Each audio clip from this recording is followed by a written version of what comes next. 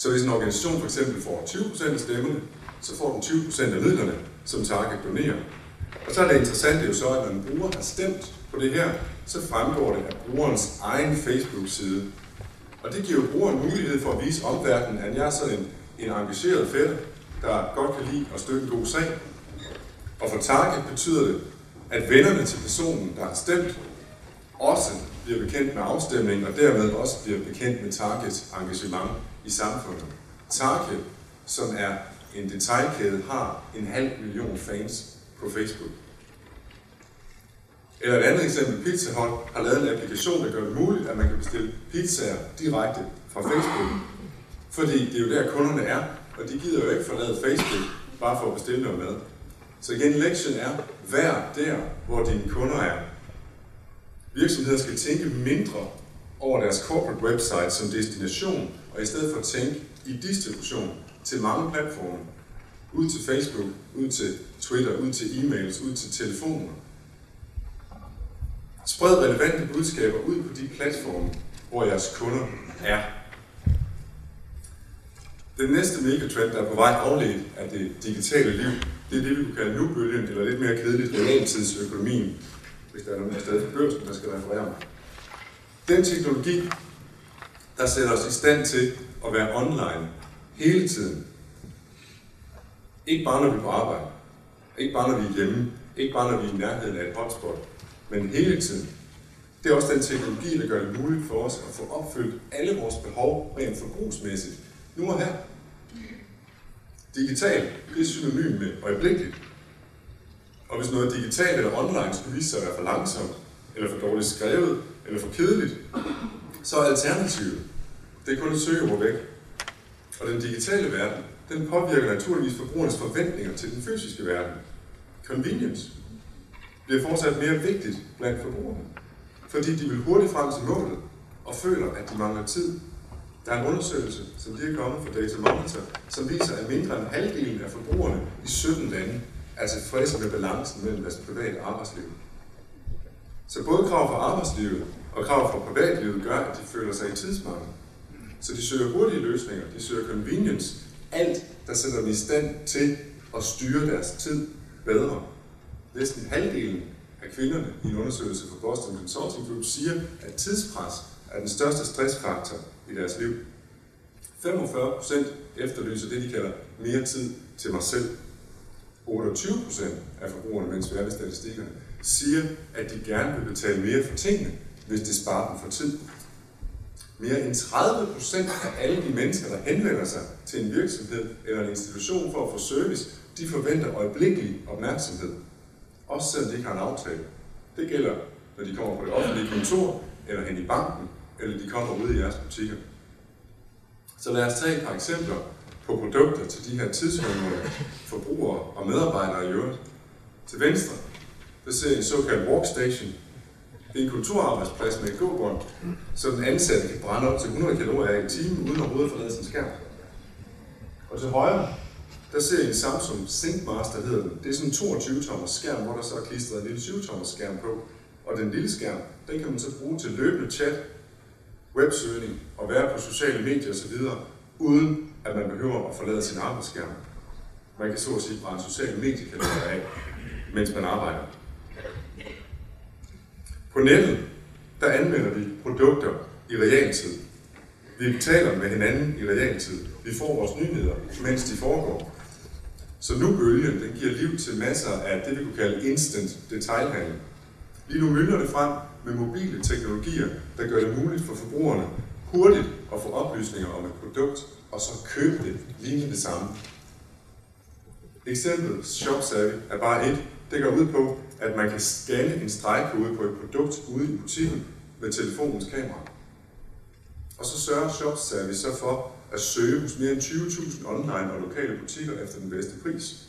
Og når den så er fundet, så kan brugeren så enten købe online via telefonen med det samme, eller bruge telefonens indbyggede Google Maps til at gå hen og finde butikken. Og et helt genialt eksempel på, hvordan en af jeres konkurrenter lige nu befinder sig inde i jeres butikker og stjæler jeres kunder for øjnene af jer, det er Amazon. Amazon, de sælger stort set alt på nær fordærvelige fødevarer på nettet. Og dermed er de i konkurrence med de fleste her i salen. De har lavet en applikation, der fungerer sådan her. Jeg går ind i jeres butikker med min mobil, og så finder jeg et produkt, jeg er interesseret i. Så tager jeg et billede af produktet med min telefon.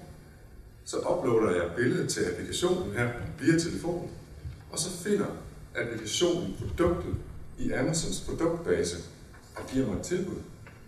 Så jeg øjeblikkeligt får prisen på produktet, hvis jeg altså bestiller det nu her hos Amazon. Så Amazon er dermed for alvor til stede der, hvor kunderne er. Også selv om kunderne er hos konkurrenterne. Jeg tvivler ikke på, at I kan sagtens forestille jer, hvor stor betydning den her måde at shoppe på får for detailhandlen fremover, og på, hvad det overhovedet vil sige at drive en fysisk butik.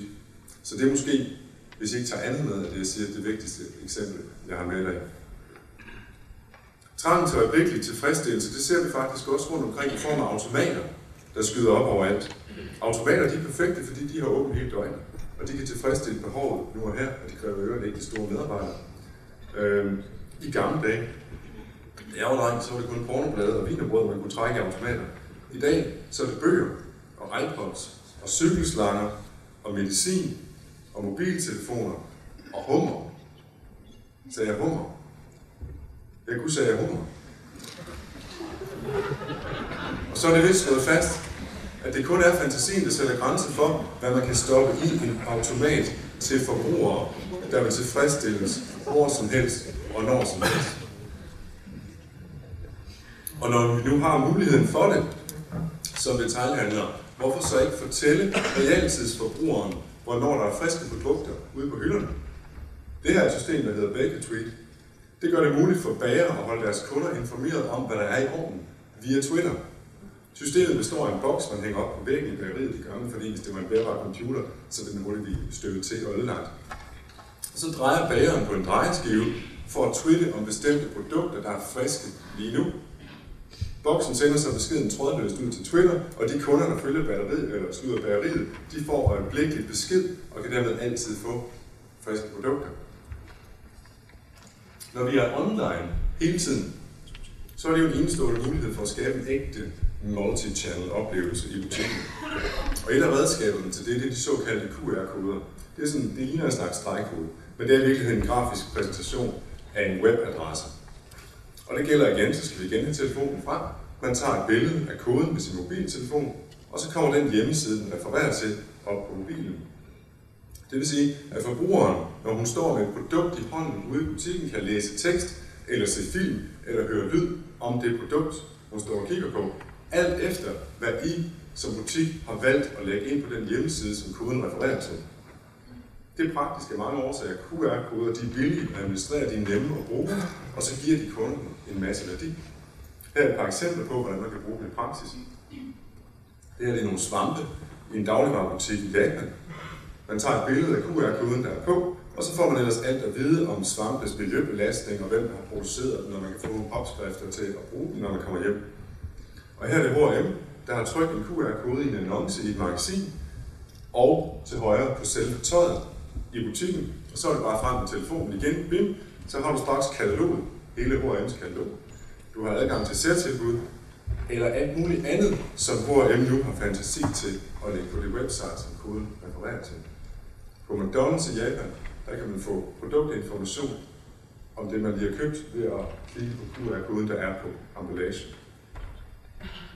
Og her ser vi det anvendt på en gravsten i Japan. Når man så mindes den afdøde, så kan man igen tage et billede af QR-koden og blive sat videre til et website, hvor man kan se billeder, film af den afdøde, se hans stamtavle eller skrive besked i hans gæster. Men det bliver endnu bedre. Det bliver endnu bedre end QR-koder, når vi ser en lille smule længere frem. Teknologien augmented reality, det giver en mobiltelefon mulighed for at finde digitale informationer nærmest uden at søge, fordi mobiltelefoner i dag har GPS